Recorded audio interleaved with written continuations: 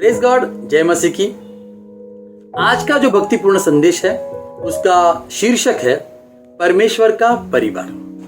आइए वचन पढ़ते हैं। इफिसियों की पत्री 2 अध्याय वचन 19। आप लोग अब परदेशी अथवा प्रवासी नहीं रहे, बल्कि संतों के सह नागरिक तथा परमेश्वर के परिवार के सदस्य बन गए हैं।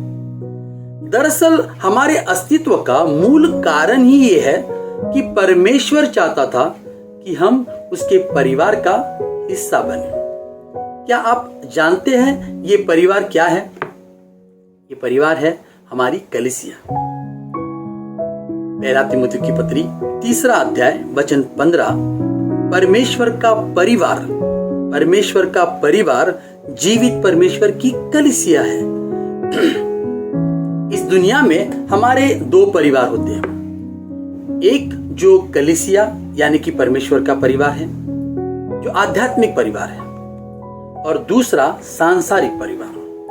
ये जो सांसारिक परिवार है, इसमें जो लोग होते हैं वो अगर यीशु मसीह को अपनाते हैं तो वो भी हमारे कलीसिया के यानी कि हमारे परमेश्वर के परिवार का हिस्सा बन जाते हैं। ये जो सांसारिक परिवार है ना, ये यहीं पर रहने वाला है, लेकिन हमारे परमेश्वर का परिवार यानी कलीसिया अनंत काल के लिए रहने वाला है। आमीन। रोमियो की पत्री 12 अध्याय वचन 5। उसी प्रकार हम अनेक होते हुए भी मसीह में एक ही शरीर और एक दूसरे के अंग है, तो हम मसीह की देह है। हम क्या है? हम मसीह की देह है।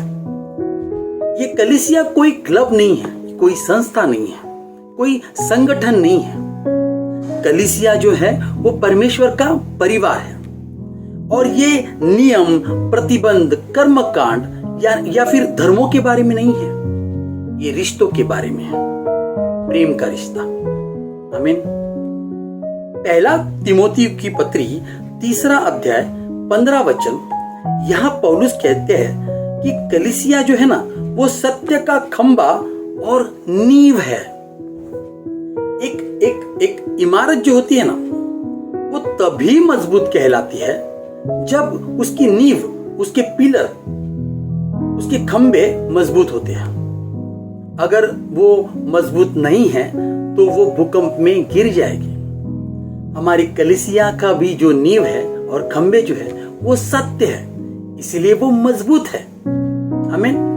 और इसीलिए इस परमेश्वर के परिवार के जो लोग हैं, वो जब कभी तकलीफें आती है, वो तकलीफें किसी भी प्रकार की हो सकती है, जैसे कि कोई भावना से जुड़ी, संबंधों से जुड़ी, व्यवसाय से जुड़ी, नौकरियों से जुड़ी या दुखों से जुड़ी।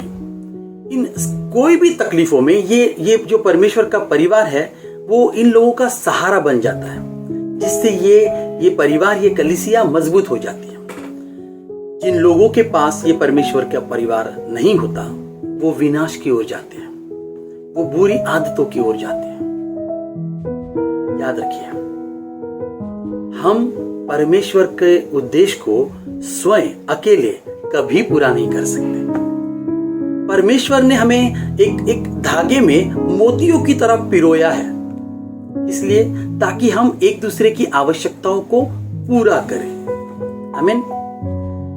तो आइए हम कलीसिया के लोग मिलकर एक दूसरे का सहारा बन जाते हैं, क्योंकि हमारे पास चुनौतियों का सामना करने के लिए एक मजबूत नींव है, एक सुरक्षित नींव है, सत्य की नींव है। और वो क्या है?